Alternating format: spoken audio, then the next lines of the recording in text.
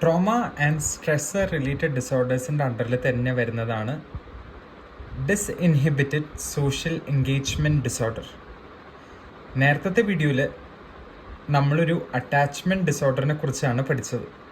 അങ്ങനെ പറഞ്ഞാൽ പിള്ളേർക്ക് അവരുടെ പ്രൈമറി കെയർ ഗിവേഴ്സ് അഥവാ പാരൻസ് ആയിട്ട് അവർക്കൊരു അറ്റാച്ച്മെൻറ്റ് ഫോം ചെയ്യാൻ പറ്റുന്നില്ല.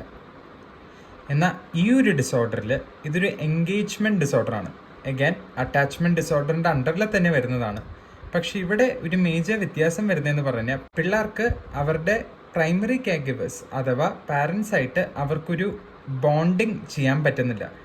പക്ഷേ ഒരു സ്ട്രേഞ്ചറായിട്ട് അവർ ഒരു പ്രശ്നമില്ലാതെ അവർ പെട്ടെന്ന് ബോണ്ടഡ് ആവും.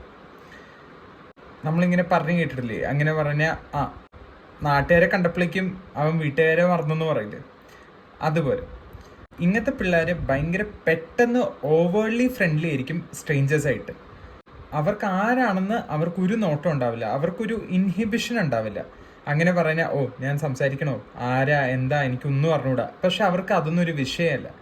ഇതിൻ്റെ ഓൺസെറ്റ് ഇതെപ്പോഴാണ് ഇങ്ങനത്തെ ഒരു ഡിസോർഡറിൻ്റെ ഫസ്റ്റ് നമുക്ക് അറിയാൻ പറ്റുന്നതെന്ന് പറഞ്ഞാൽ ചൈൽഡ്ഹുഡിൽ തന്നെയാണ്. ഇനി കോസൽ ഫാക്ടേഴ്സ് എന്താണെന്ന് ചോദിച്ചു കഴിഞ്ഞാൽ bad childhood, bad experiences in childhood, family issues etcetera. ഇനി ട്രീറ്റ്മെൻറ്റ് എന്താണെന്ന് ചോദിച്ചു കഴിഞ്ഞാൽ തെറാപ്പീസ് തന്നെയാണ്. അതിൽ തന്നെ skill training, family therapy, art therapy, അങ്ങനെ